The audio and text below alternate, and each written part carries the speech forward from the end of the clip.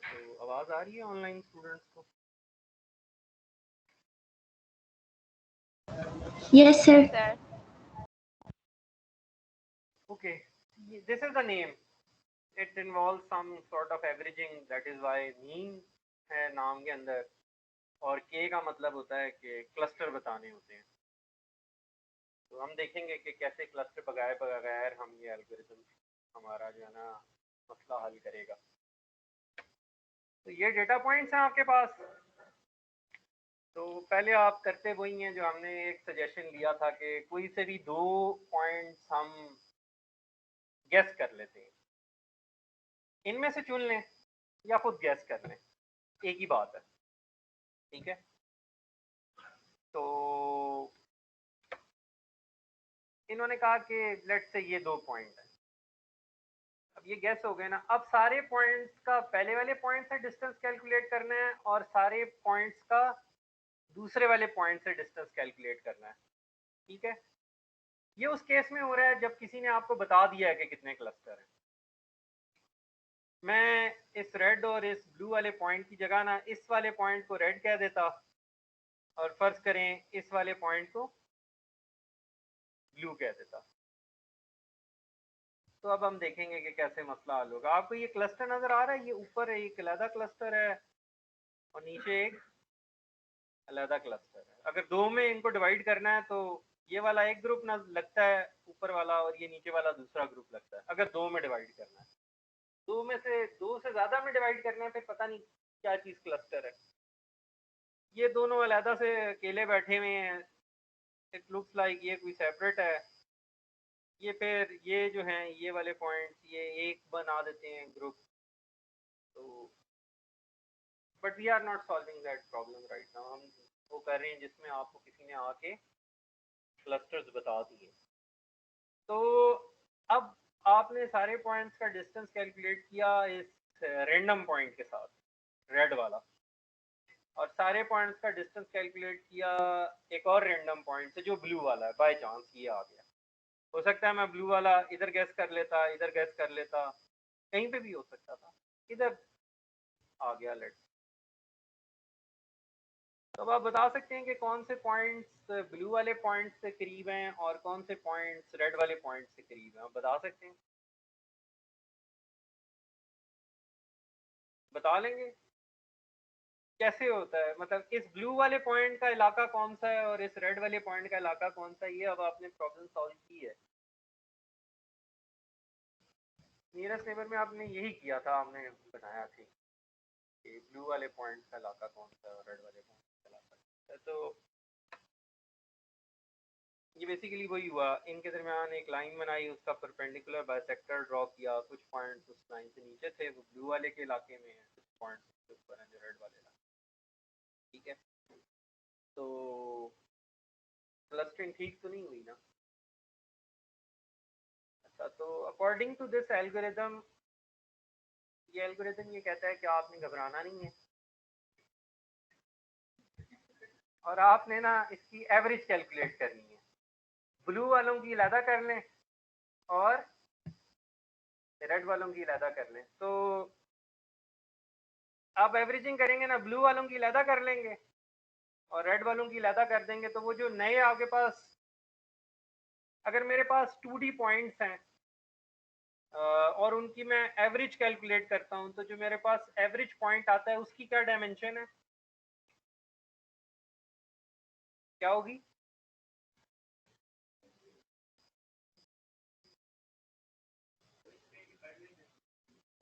इतना मुश्किल सवाल नहीं था। 2D वेक्टर्स को जमा करें तो क्या वेक्टर आएगा? 2D होगा ना। तो एवरेज में यही करते हैं ना, सबको जमा कर लेते हैं और फिर किसी नंबर से डिवाइड करना होता है। तो वो भी एक 2D पॉइंट होगा, वो हम प्लॉट कर देंगे। इन ब्लू वाले पॉइंट्स का जो एवरेज होगा वो कहाँ पे होगा, आप गेस कर सकते हैं? यहाँ पे कहीं होगा, कहीं दरमियान में होगा। ये पॉइंट मूव कर गया अपनी जगह से। उसने कहा कि अच्छा, वो जो काम पहले स्टेप में किया था ना, जरा दोबारा करें। हर पॉइंट का रेड वाले से डिस्टेंस, हर पॉइंट का ब्लू वाले से डिस्टेंस। तो अब जो है ना, कुछ लोग अपनी कुछ डेटा पॉइंट्स अपनी वफादारियां तब्दील करेंगे। ठीक है, वो पहले वाली जो क्लस्टरिंग थी वो भूल जाएं आप। ये काम दोबारा हुआ ना, तो ये अब नया लेवल आ गया। रेड वाले से पास हैं और ब्लू वाले पास हैं। अब दूसरा स्टेप क्या होता है, फिर से एवरेज। या अब आप एवरेज करेंगे तो ये ब्लू वाला पॉइंट किधर जाएगा, देखिए ज्यादा ब्लू वाले पॉइंट्स इस इलाके में, इसको यहाँ कहीं मूव करना चाहिए। ठीक है, अब आप देखें आहिस्ता आहिस्ता जो है ना उनका ये जो, इसको सेंट्रॉइड बोलते हैं हम, ये जो एवरेज करने के बाद आ रहा होता है पॉइंट, ये आहिस्ता आहिस्ता खिंचा चला जा रहा है क्लस्टर की तरफ। अब वो पहले वाला स्टेप दोबारा रिपीट करें। ठीक है, तो अब जब आप पहले वाला स्टेप दोबारा रिपीट करेंगे ना, तो रेड वाले पॉइंट, रेड वाले के पास, ये ऊपर वाले पॉइंट्स रेड वाले के पास हैं और ब्लू वाले पॉइंट जो है ना ये, नीचे वाले पॉइंट्स ब्लू वाले के पास हैं। ठीक है, तो now the next question is, दो तीन अभी इसमें सवाल हैं जिनका जवाब नहीं आया। ये पहला सवाल ये है कि रुकना कब है, जब वफादारियां तब्दील होना बंद हो जाती हैं ना, तो हुकूमत बनती है। ठीक है, जब वो चेंज करेंगे अपनी पार्टी एफिलिएशन, फिर आपको दोबारा से प्राइम मिनिस्टर सेलेक्ट करना होता है। ठीक है, तो यही हो रहा है यहाँ पे भी। तो अब आप एवरेज करेंगे ना, जो भी पॉइंट आएगा उससे डिस्टेंस कैलकुलेट करेंगे, ब्लू वाले ही रहेंगे। तो जैसे ही आप ये देखते हैं ना कि आप किसी पॉइंट ने अपना लेवल चेंज नहीं किया, काम खत्म। यही दो क्लस्टर हैं। अगर किसी ने आपको बताया था कि इन डेटा पॉइंट्स में दो हैं, तो आपने दो रैंडम पॉइंट्स गेस किए थे। ठीक है, अब ये आप, अगर हमें किसी ने ये ना बताया होता दो, तो फिर हम क्या करते,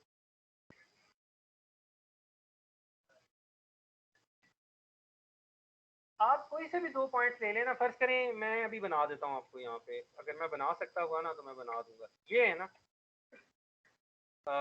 मैं अब बनाता हूँ। ये पॉइंट मैंने बना दिया, और एक पॉइंट, अब आप बताएं किधर ड्रॉ करूँ अगला पॉइंट, रैंडम है, आपकी चॉइस है। यहाँ बना देता हूँ। ठीक है, अब क्या होगा, इन दोनों के दरमियान इलाका डिवाइड करें ना, कैसे होगा डिवाइड, इस तरह इलाका डिवाइड होगा, सारे ब्लू के साथ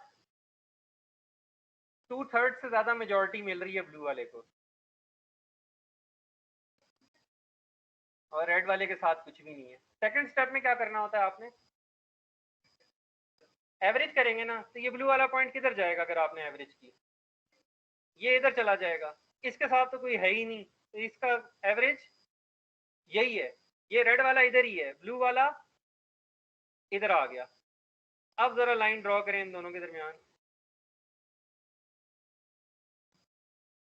इस तरह की कोई लाइन बनेगी। अच्छा, अब क्या होगा, चेंज नहीं हुआ, एफिलिएशन चेंज नहीं हुई, you have to stop the algorithm and k means clustering has failed। तो ये, अब इसमें हमें वो, अगर हमने जो शुरू में पॉइंट्स रैंडम गैस करनी है ना, अभी आपने दोनों को साथ साथ रख दिया था, रैंडम है ना, हमें पता नहीं है। ये भी हो सकता है कि हम ये वाली सिलेक्शन कर लें जो अभी की है, हो सकता है कोई और सिलेक्शन कर लें। तो this clustering algorithm does not guarantee success all the time, but उसका मशवरा यही है कि आपने घबराना नहीं है।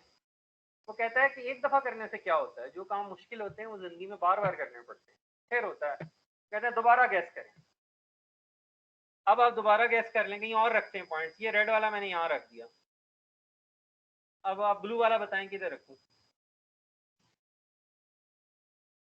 किधर रख दूं,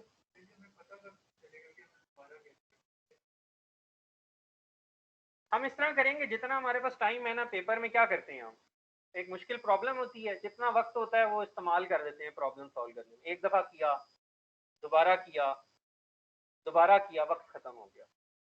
तो जो उनमें से आपको लगता है ना सबसे अच्छा आपका सोल्यूशन है, वो आप कहते हैं इसको चेक कर लो। तो अगर 4-5 दफ़ा कर लिया है तो आपका ये सवाल ठीक बनता है कि उन 4-5 में से अच्छे वाला कौन सा है, ये कौन बताएगा। तो हम बाद में देखेंगे उस सवाल पे। ये अब ये रैंडम गैस की, अब क्या होगा, आप ज़रा डिवाइड करें इनके दरमियान इलाका। अब उसको कुछ, दोनों को कुछ ना कुछ तो मिला ही है ना। लेकिन वो हमें पहले ही वो जो वो वाली गैसिंग हुई थी ना फर्स्ट स्टेज में, उसमें हमें पहले ही हिंट मिल गया था। मैं आपको बता भी रहा हूँ कि 2 क्लस्टर हैं और आपने रैंडम गैसिंग की और किसी को कुछ मिला ही नहीं है, तो क्या क्या आपने, मतलब you can abort that iteration there and then कि नहीं, ये तो बहुत ही गलत गैसिंग हो गई। सब कुछ एक को मिल गया, दूसरे को मिला ही कुछ नहीं। जब आपको कोई आके बता रहा है कि अच्छा 2 क्लस्टर हैं, तो फिर वो तो गैस ही गलत हो गया ना। दूसरे वाले को कुछ तो मिलना चाहिए था। अब आपने रैंडम गैस किया, अब ये हो गया। अब देखें किधर जाएगा ब्लू। ब्लू उठ के इधर आएगा, यहाँ पे रेड उठ के यहाँ आ जाएगा। ठीक है, अब दोबारा डिवाइड करें इनके दरमियान लाइन। अब चेंज होगी सिचुएशन,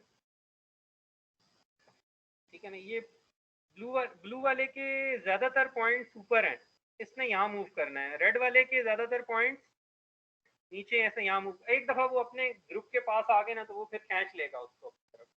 नेक्स्ट एवरेज में वो ग्रुप के बीच में बैठा होगा। ठीक है, तो ये है तरीका। के मींस जो है ना, it depends how good the initial guess is.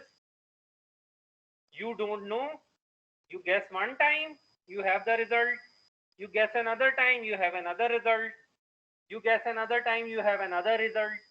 तो अभी हमने पहुंचना है कि अच्छा बहुत सारे हमारे पास रिजल्ट हैं और इनमें से अच्छे वाला कौन सा, ये हमने पता चलाना है।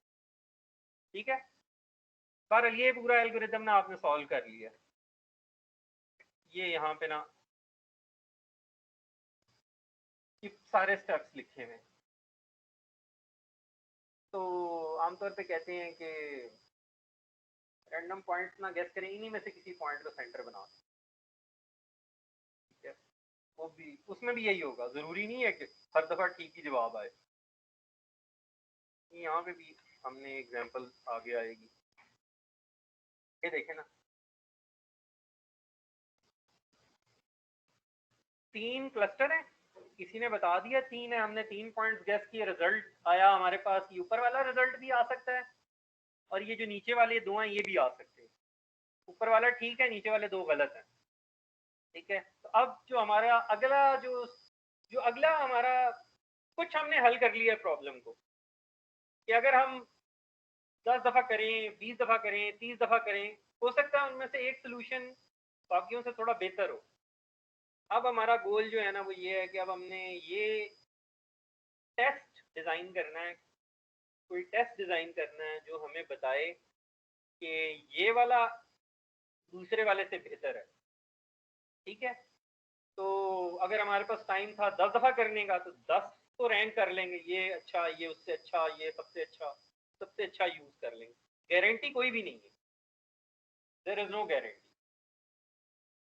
लेकिन जो बहुत ही सिंपल सोल्यूशन होंगे ना, उसमें यू विल सी के ये जो हमने शुरू में प्रॉब्लम देखी थी, लेकिन इसमें कभी सक्सेस के भी चांसेस हैं।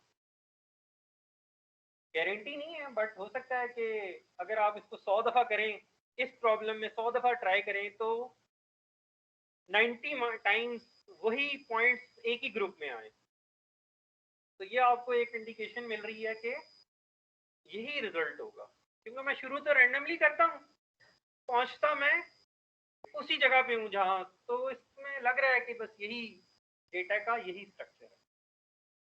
पर परफेक्ट रिजल्ट ना भी हो तो वो जो 10 दफ़ा ट्राई किया था ना, उसमें से अच्छा रिजल्ट हम इस्तेमाल करना चाहिए। यही this is what we do, we try many times, और जो हमें थोड़ा बेहतर लगता है वो भी, जो हमारा एक्सपीरियंस हमें कह रहा होता है कि अच्छा ये ज़्यादा बेहतर मैंने अटेम्प्ट किया सवाल, मैं उसको कहूँगा कि हाँ this is my current solution. ठीक है, तो अब हमें वो उन तरीका चाहिए, वो टेस्ट चाहिए इन सारे रिजल्ट्स को रैंक करने के लिए, इनको लिस्ट करने के लिए, अच्छा ये बेहतर है, ये नहीं बेहतर, ये उससे बेहतर है। और फिर हम ना जब वो टेस्ट डिज़ाइन कर लेंगे ना, हम इस एग्जांपल पे वापस आएंगे और हम इस पे वो अप्लाई करके देखेंगे। हम चाहते ये हैं कि ये जो ऊपर वाला सोल्यूशन है इसमें वो नंबर मुख्तलिफ हो और ये जो नीचे वाले दो हैं इनमें एक जैसा हो। इन दोनों में एक जैसा ही होगा तकरीबन, ये दोनों इक्वली बुरे हैं, पर ये नंबर जो है ना इनसे मुख्तलिफ होना चाहिए। तो परफेक्ट नंबर क्या होता है? We are not worried about that. 10 solution है, 10 के 10 गलत हैं, तो उनमें से जो कम गलत वाला है वो यूज कर लेंगे हम। मसलन फर्ज करें आप क्लस्टरिंग कर रहे थे, तो ये तीनों पॉइंट्स जो है ना इस छोटे वाले में से आपने चुन लिए। तो तीनों पॉइंट्स जो है ना, तीनों, अगर मैं इधर बीच में गेस कर लेता हूँ,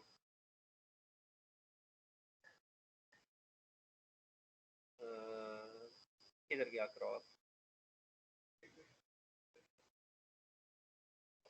अगर फर्ज करें एक सोल्यूशन आपके पास आता है कि तीनों इधर आ जाते हैं, आपके पास तीनों इधर आ जाते हैं, फर्ज कर लें।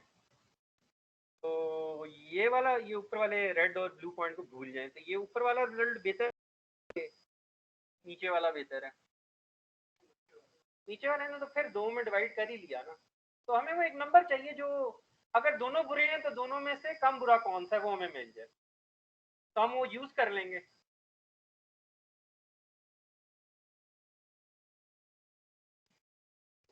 तो मैं ना उठा के साइड पे रख देता हूँ। जस्ट रिमाइंड मी के अच्छा अब हमें वो नंबर चाहिए, उसके लिए ना in order to get to that number we need to do little bit of mathematics। अच्छा मुझे आप एक बात बताएं, आपने मुझे ये क्यों नहीं कहा जब मैंने आपसे कहा था कि ये जो प्रॉब्लम थी इसमें आपने मुझे ये क्यों नहीं कहा कि ये तो नजर ही आ गया तो इधर ही लाइन ड्रॉ कर देते हैं? ये क्यों नहीं कहा आपने जब आपकी आंखों ने सॉल्व कर लिया था प्रॉब्लम को?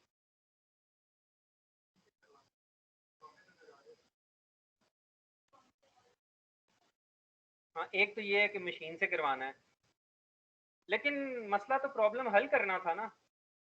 मतलब मैं अगर क्लस्टरिंग करना चाह रहा था तो मैंने उसको यूज करना था ना, तो मैंने कर लिया प्रॉब्लम सॉल्व, तो मैं मशीन से क्यों करवाना चाहता हूँ?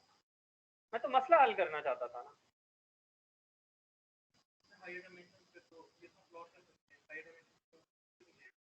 ये चैलेंज है। प्रॉब्लम ये है कि जब प्रॉब्लम 2D और 3D होती है ना, तो ऑलवेज यूज द प्लॉट। जो आपकी आंखें जितनी जल्दी पैटर्न डिस्कवर करेंगी ना, शायद डेटा साइंस में कुछ वक्त लगे। मसला हल करना चाह रहे थे ना आप, तो that is why we use plot. Even if I'm a non-machine learning engineer, I should always plot results. They will show me the pattern. ठीक है, तो once I was studying from a teacher from MIT. She's a very well-known researcher. So she was explaining something very difficult class, समझ नहीं आ रही। She suggested me draw small diagrams, draw small diagrams. तो बार बार आके ना मुझे कहती थी कागज पे कुछ ड्रॉ करके बताओ मुझे क्या तुम्हारा मसला है। ठीक है, तो योर योर विजुअल सिस्टम, आपने कितनी देर लगी है ये दो दो चीजों को अलग करने में? आपको इंस्टेंटेनियसली आपने किया है। अब मैं 10 सर्कल भी बना देता ना, वो भी आपने इंस्टेंटेनियसली आपकी आंखों ने अलहदा करने थे। ये जो आप अभी सीन देख रहे हैं ना, इसमें आपकी आंखों ने इंस्टेंटली हर हर इमेज के एरिया को अलहदा कर दिया है। ये एक ऑब्जेक्ट, ये दूसरा ऑब्जेक्ट, ये तीसरा ऑब्जेक्ट।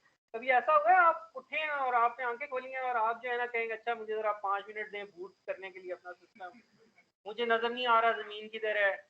क्या आप कहीं बाजार चले गए हैं और 50 गाड़ियां खड़ी हैं और बंदे चल रहे हैं, और कितनी देर लगती है आपके विजन सिस्टम को प्रोसेस करने में? आपको पता भी नहीं है। मतलब you open your eyes and the problem is solve. ठीक है, so that is why the visualization is a very powerful technique. Whenever the problem is in 2D or 3D always draw a plot, आपका मसला हल हो जाएगा। जो चीज़ें अभी हम देखेंगे, one of the things which you will develop in data science is new visualisation tricks, चीज़ों को विजुअलाइज करना।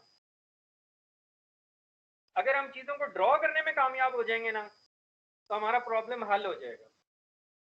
अब मुझे if you give me a second ना, तो मैं आपको एक चीज़ ढूंढ के दिखाना चाहता हूँ, पता नहीं मिलेगी कि नहीं।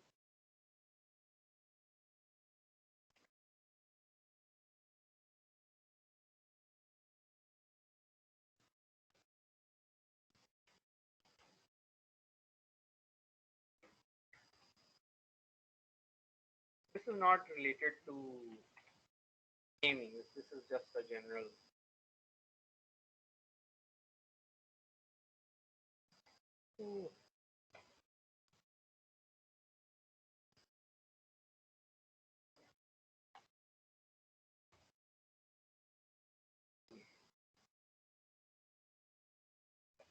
The Coulommic plate demonstration is one of the most interesting demonstrations of patterns that can be formed, and the associated frequencies. अच्छा, ये मैं सुनना नहीं चाहता इसको। ये एक प्लेट है जिसको वाइब्रेट करते हैं।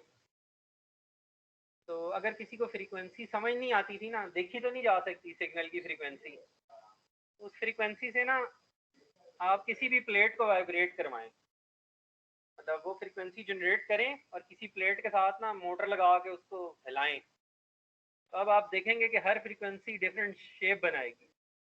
ये एक फ्रीक्वेंसी है,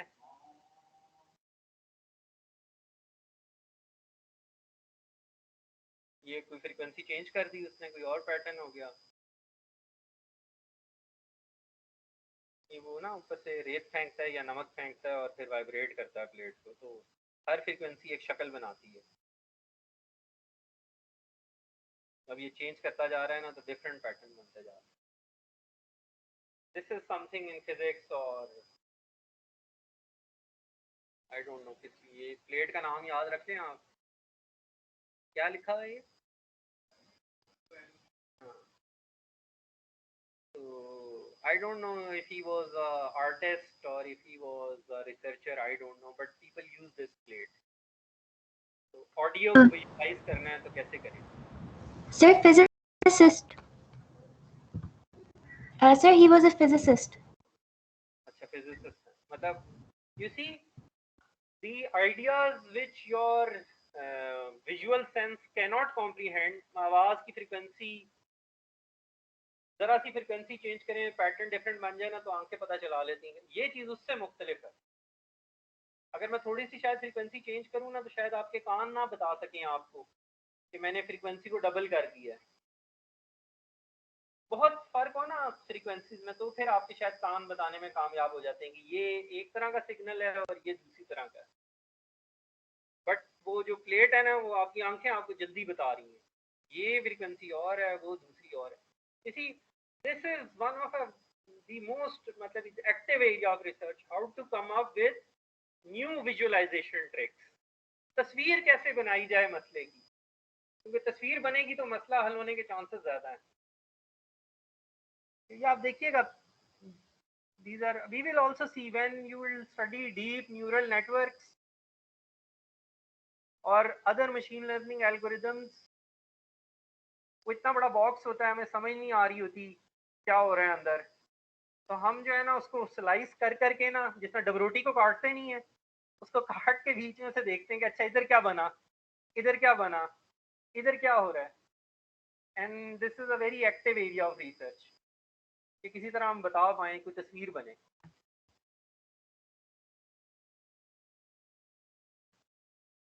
तो let's get back to our problem. हम कहाँ क्या प्रॉब्लम सॉल्व कर रहे थे?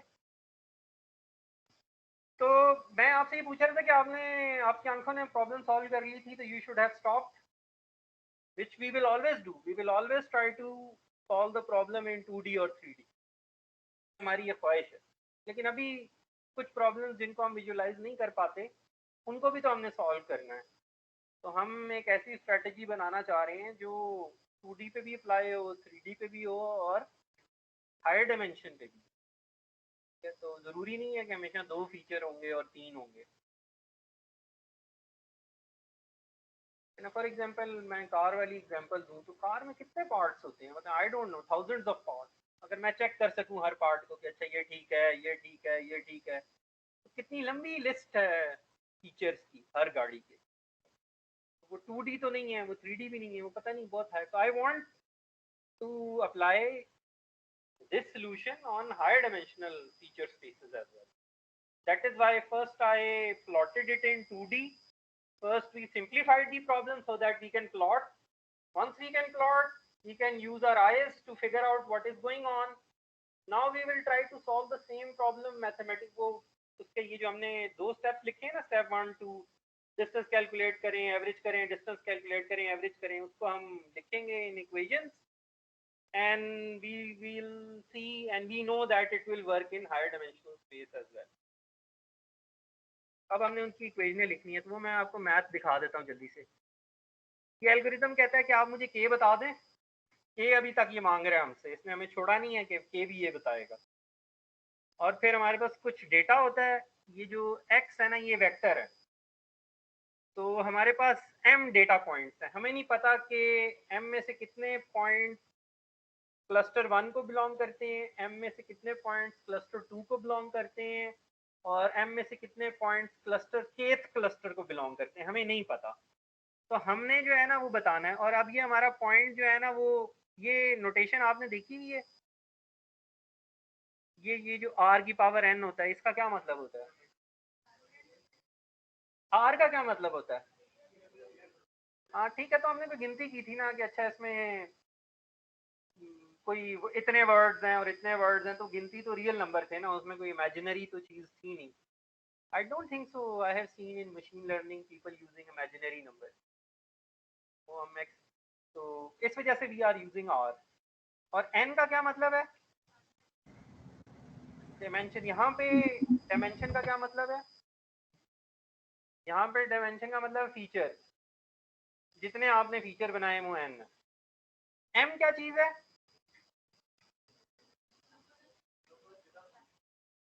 जितने पॉइंट्स आपने प्लॉट किए थे। अब आपने याद रखना है m का क्या मतलब है, n का क्या मतलब है, x का क्या मतलब है। अब ये कोर्स में ना चेंज होता रहेगा। Once you see m, you should know, okay, this is the total number of data points we are dealing with. अच्छा ये हो गया। तो हमारे क्या स्टेप्स हैं, वो ये 2 स्टेप्स हैं हमारी, ये आप देख लें। तो पहले हमने गैस करना होता था, जितने कोई क्लस्टर का सेंटर गैस करना होता था कि एक क्लस्टर है तो कितने हमें पॉइंट्स गैस करने हैं, के हैं तो कितने गैस करने हैं, के गैस करने हैं। उधर 2 थे क्लस्टर तो 2 गैस किए थे, इधर हम के क्लस्टर फाइंड आउट करना चाहते हैं तो के गैस करने हैं। हर पॉइंट की क्या डायमेंशन होगी, हर सेंट्रॉइड की क्या डायमेंशन होगी, जो पॉइंट की डायमेंशन है वही सेंटर की डायमेंशन होगी। तो पॉइंट की डायमेंशन क्या है, n है। अब हम जेनेरिक प्रॉब्लम सॉल्व कर रहे हैं। अगर पॉइंट r की पावर n है तो भी ये देखें ना, ये हमने लिख दिया। तो ये म्यू बोलते हैं इस सिंबल को, या क्या बोलते हैं? μ1 is also a 2D n dimensional point. पहली बारी गैस करनी है, हो सकता है अच्छे गैस कर लें, हो सकता है बुरे गैस कर लें, कोई बात नहीं। फिर क्या करना है हमने, ये जो नीचे है एक लूप चल रहा है, we have to do this. एक लूप है which starts from 1 and goes till m। m क्या चीज है? हर डेटा पॉइंट के साथ कुछ ना कुछ तो करना ही था ना, तो इस वजह से loop is running till m।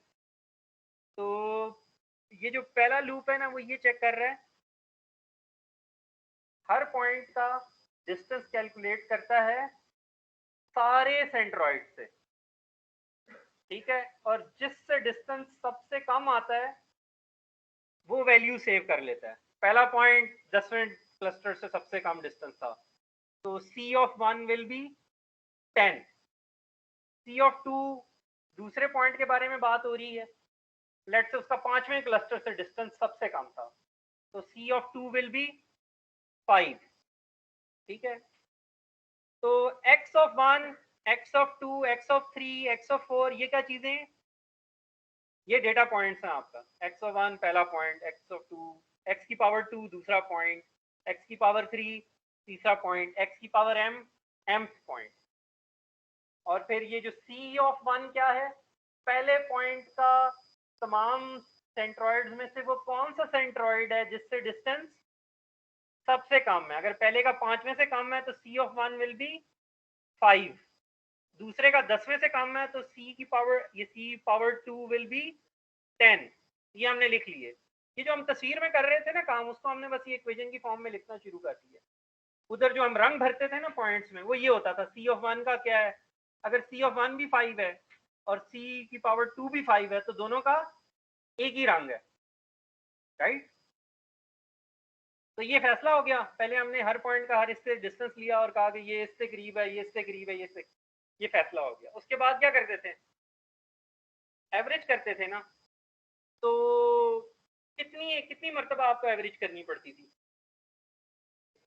जितने क्लस्टर थे उतनी एवरेजिंग करनी पड़ती थी ना। तो अब आप ये देखें कि दूसरा जो फॉर लूप है ना, वो हर क्लस्टर की एवरेजिंग कर रहा है। वो क्या, पहले एक लूप के पास गया, अच्छा वो कहता है अच्छा आप बताएं आपके पास कितने पॉइंट आए, उनकी एवरेज कैलकुलेट कर ली। वो हो गया नया वाला सेंट्रॉइड, न्यू चेंज हो गया, ठीक है। तो ये दो स्टेप बार बार रिपीट होते रहेंगे और आप कब रुकेंगे?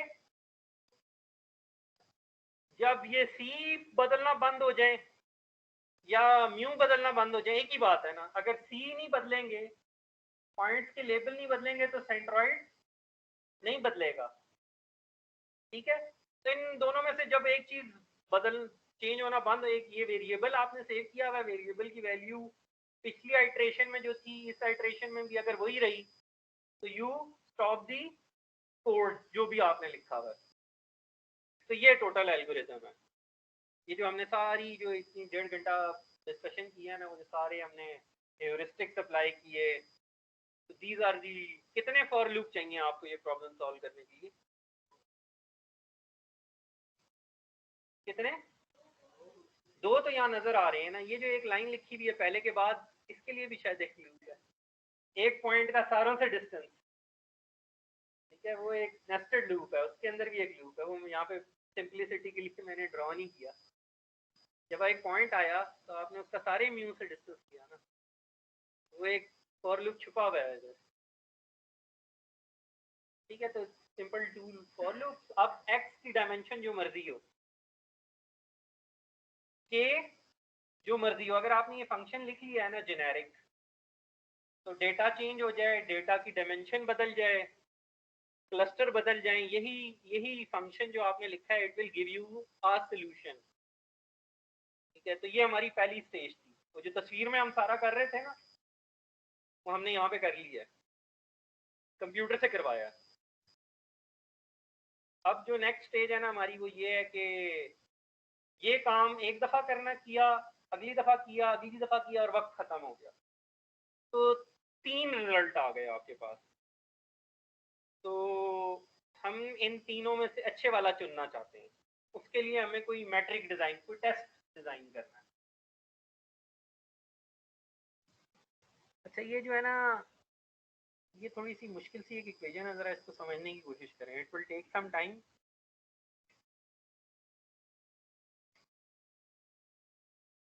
सी ऑफ आई की क्या क्या वैल्यूज हो सकती हैं? सी ऑफ आई क्या चीज है? ith डेटा पॉइंट का लेबल किस क्लस्टर को ये असाइन हुआ था।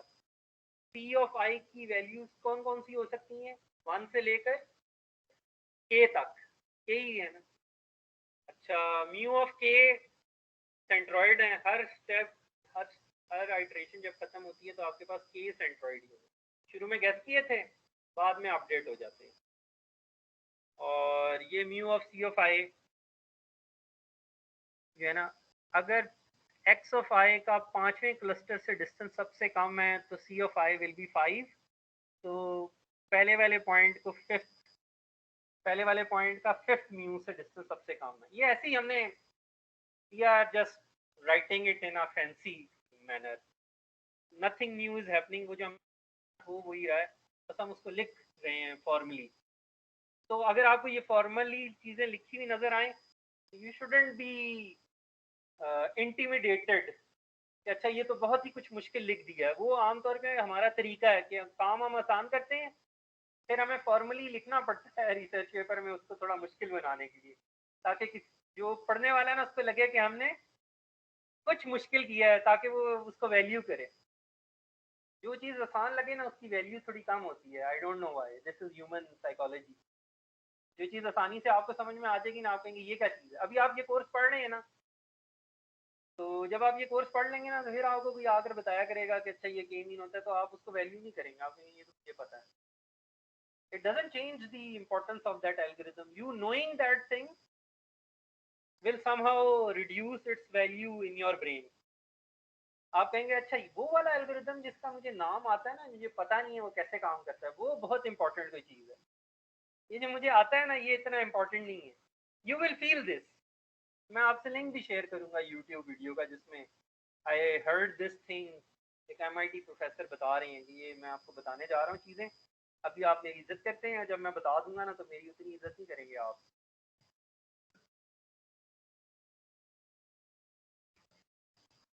एनी हाउ, तो यहाँ तक हम पहुँच चुके हैं। तो जब हमारा ये एल्गोरिथम रुक जाता है ना, तो हम ये वाला नंबर कैलकुलेट करते हैं। ये नंबर क्या है, पहले वाला पॉइंट आया, उसका जो सेंट्रॉइड उसके सबसे करीब था ना, उससे हमने क्या कैलकुलेट किया, दो वेक्टर्स हैं, X of I, mu of C of I, ये दो वेक्टर हैं। तो ये जो डबल बार और 2 लिखा होता है, इसका क्या मतलब होता है?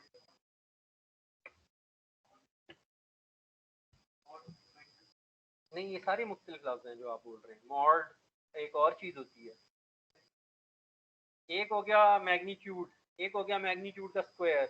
जो नॉर्म है उसका क्या मतलब होता है? ठीक है, नॉर्म जो है वो क्या, ये सिर्फ नॉर्म में 2 लिखा होता है?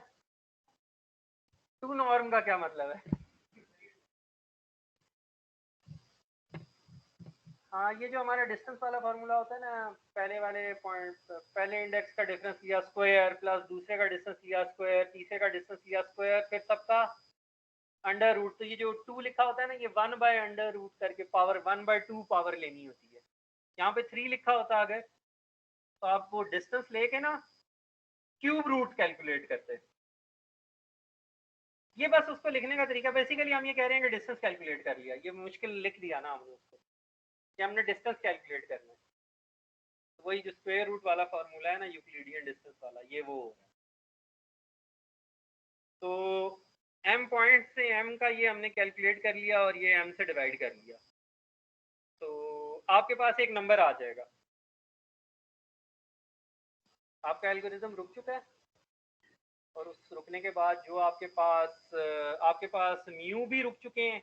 शुरू में गेस किए थे, अब नए वाले म्यू आ चुके हैं, और आपके पास ये सी ऑफ आई भी आ चुके हैं।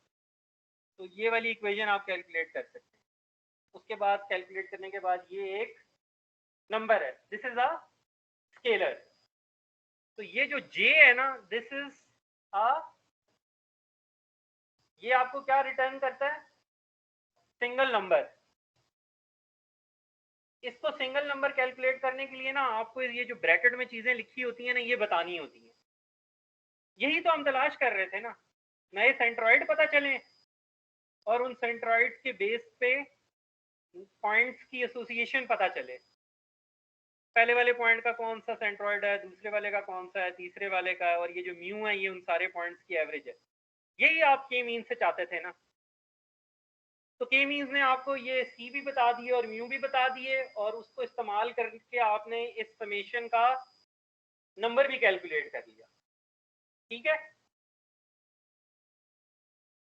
अब ये जो नीचे इक्वेशन लिखी हुई है ना, वो ये है कि हम चाहते हैं अच्छे वाले सी और अच्छे वाले म्यू वो होंगे जो जिनका ये नंबर कम है।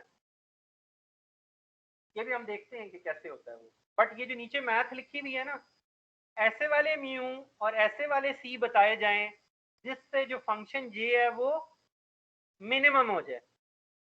तो मुश्किल तरीका ये है लिखने का इसको, और हमें पता है ये जो जे एक स्केलर है, ये जिसका छोटा होगा ना वो अच्छे वाला रिजल्ट है। इस पूरी इक्वेशन का ये मतलब है। तो अभी हम देखते हैं कि कैसे इस इक्वेशन में क्या चीज़ मैजिकल है जो कि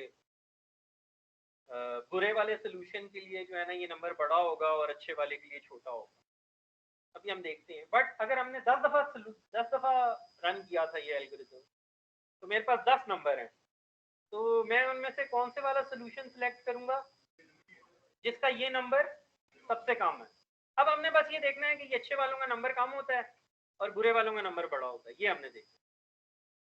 तो दैट विल कंप्लीट आवर की मींस एल्गोरिथम।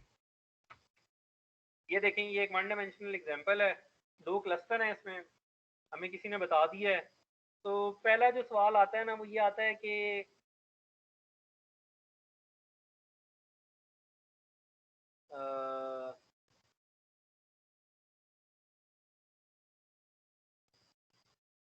अच्छा अभी फिलहाल इस एग्जांपल को देखते हैं।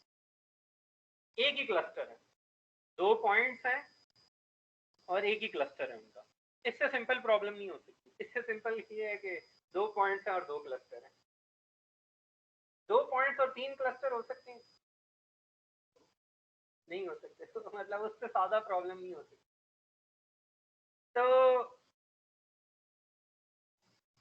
हम ये कोई डिवाइड बाय m कर रहे हैं ना, ये एवरेजिंग हो रही है कुछ, तो बल्कि ये जो ब्रैकेट के अंदर वाली चीज़ है ना वो क्या चीज़ है, वो ये रेड लाइन है, ये डिस्टेंस है ना, इस पॉइंट का इससे डिस्टेंस, इस पॉइंट का इससे डिस्टेंस। तो दोनों में से कौन सा अच्छा रिप्रेजेंटेटिव पॉइंट है? ब्लू वाला क्लस्टर को अच्छे रिप्रेजेंट करता है या ब्लैक वाला क्लस्टर को अच्छा रिप्रेजेंट करता है? ठीक है ना, तो ब्लैक वाले का ये नंबर कम है, उससे जो 2 लाल लाइनें आ रही हैं ना आपके पास, उनको जमा करेंगे और ब्लू वाले से 2 जो जमा करेंगे तो ये नंबर, इट मेक सेंस। एक ही क्लस्टर था और ये जो बेहतर रिजल्ट है उसके लिए ये नंबर कम है। एक और एग्जांपल देखते हैं।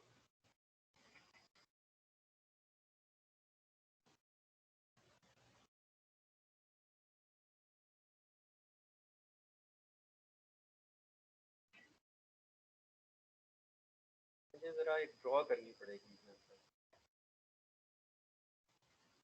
यही मैं आपको बताना चाह रहा था ना, ये है ये जो सोल्यूशन है ना, ये जो बुरे वाला सोल्यूशन है उसके लिए ये लाइनें ड्रॉ करें, और ये जो ऊपर अच्छे वाला सिस्टम है ना उसके लिए लाइनें ड्रॉ करें, और उनका देखते हैं किस में ज़्यादा बड़ी बड़ी लाइनें बनती हैं और किस में छोटी छोटी लाइनें बनती हैं।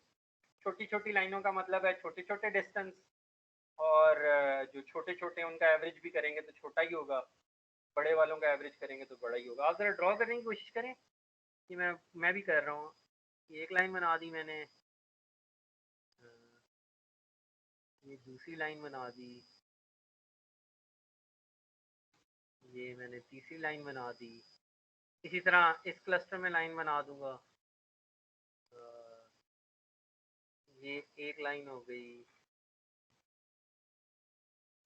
ये दूसरी लाइन हो गई। इसी तरह ये बाकी लाइनें आप बना लें। अब आप देखेंगे नीचे वाले में क्या होगा। यहाँ पे तो जो छोटी लाइनें बनेंगी ना, ये लाइन बन गई, और नीचे ग्रीन वाले में थोड़ी और छोटी बन जाएंगी लाइनें। Do you agree? तो अच्छा मुझे आप ये बताएं कि ये जो इधर ऊपर वाला ग्रीन वाला है उसमें जो लाइनें बनेंगी और जो नीचे ग्रीन वाला है उसमें जो लाइनें बनेंगी, जो डिस्टेंस है उनमें कितना फ़र्क है? थोड़ा सा फ़र्क है, नीचे वाले में छोटी बन रही हैं। लेकिन अब आप ज़रा ये ब्लू वाला कंपेयर करें, इसमें जो लाइनें बननी हैं,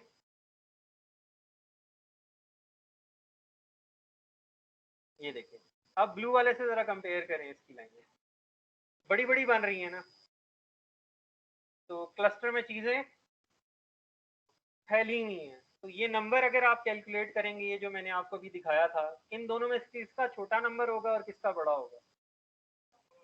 ऊपर वाले का छोटा होगा, क्योंकि देखिए जो तो ग्रीन वाला क्लस्टर है, आप ये भी कह सकते हैं ना कि कोई ऐसी एग्जांपल तो नहीं है जिसमें ग्रीन वाले में बहुत ही छोटी लाइन बने। जब आप एक क्लस्टर है उसको 2 में डिवाइड कर देते हैं तो कोई खास फायदा नहीं होता आपको, लाइनें फर्दर छोटी नहीं हो जाती जब आप 2 में डिवाइड कर देते हैं। लेकिन अगर दो क्लस्टर्स को जो गलत क्लस्टर कंबाइन कर दें तो फिर लाइनें बड़ी बड़ी बनती हैं। इस वजह से ये नंबर जो है ना, ये हमें जब रिजल्ट बुरा होगा उसके लिए ये नंबर बड़ा होगा और जब रिजल्ट बेहतर होगा उसके लिए ये नंबर छोटा होगा। तो इस वजह से वी ट्रस्ट दिस नंबर। हमने 10 दफा किया, हो सकता है उसमें 10 की 10 दफा फेल हुआ हमारा एल्गोरिदम, हो सकता है, बट उन 10 में से जो सबसे अच्छा होगा ना वो हमें ये बता देगा। तो आप 10 दफा ना करें, आप 100 दफा कर लें। The world is not out there to get you. If there is a pattern in the data, eventually you will get a solution which is right. Guarantee नहीं है, बट क्या कह सकते हैं, नाउमीदी भी नहीं है। बहुत दफा करेंगे तो सबसे अच्छे वाला रिजल्ट यूज कर लें। तो ये अब हमने कर लिया है, हमने के मीन सॉल्व कर लिया है। तो अब ये आपका एल्गोरिदम चेंज हो जाएगा, यहाँ पे ना एक और फॉर लूप आ जाएगा पीछे। जो काम करना है ना 100 दफा करें, 1000 दफा करें, और हर एक दफा जब ये रुक जाए ना एल्गोरिदम तो वो नंबर कैलकुलेट करके रख लें उसके बाद। तो दैट इज दैट, ये काम खत्म हो गया। नेक्स्ट टाइम हमें बस हमारी एक चीज़ रह गई है जो हमने डिस्कस करना है कि के अगर नहीं पता तो फिर क्या होगा। ये तो सारी वो सिचुएशनें थी जिनमें के पता था। अगर के नहीं है तो मैक्सिमम के कितने हो सकते हैं, मैक्सिमम के कितना हो सकता है, जितने डेटा पॉइंट्स हैं। अगर हर डेटा पॉइंट ही सेंट्रॉइड बन जाए तो ये जो नंबर है ये क्या होगा, 0 हो जाएगा। 0 से कम तो डिस्टेंस नहीं हो सकता ना। तो इसका मतलब है कि अगर अगर 2 क्लस्टर एक्चुअली डेटा में है और आप 3 फिट करने चले जाते हैं तो 3 के लिए ये जो फॉर्मूला है वो आपको कम नंबर देगा उससे। ठीक है, तो कम नंबर होने का मतलब ये नहीं है कि आइडियल सोल्यूशन है। कम नंबर तब वैल्यू रखता है जब के पता हो। जब के ना पता हो तो फिर सबसे कम के किसका है, सबसे कम नंबर किसका है, जितने डेटा पॉइंट्स हैं। ठीक है, तो के वाला मसला नहीं हल कर पाया ये। इट अपीयर्स जो एक मैजिकल फार्मूला हमने बनाया था ये के वाला मसला नहीं हल कर सका हमारा। ठीक है, तो वी विल सी कि ये के अब कैसे पता चलेगा, and you will see how the simple algorithm will solve the problem of image compression। अगली दफा ना हम एक image compression solve करेंगे problem। अब देखेंगे, अब now that you have seen k means you will solve it in like say 5-10 minutes। ठीक है, any question?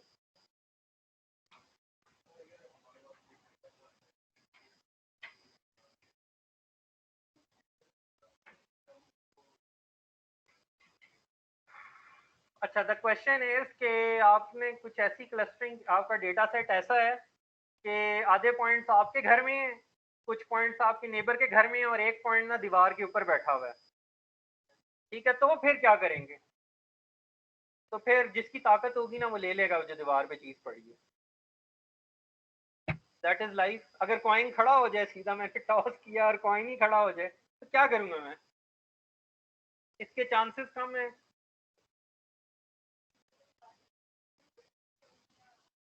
हाँ, ये मैंने रिकॉर्ड कर दिया।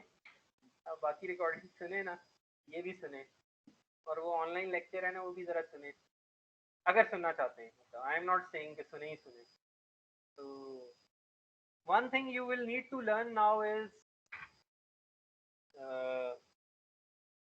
एक चीज़ अब आपको सीखनी पड़ेगी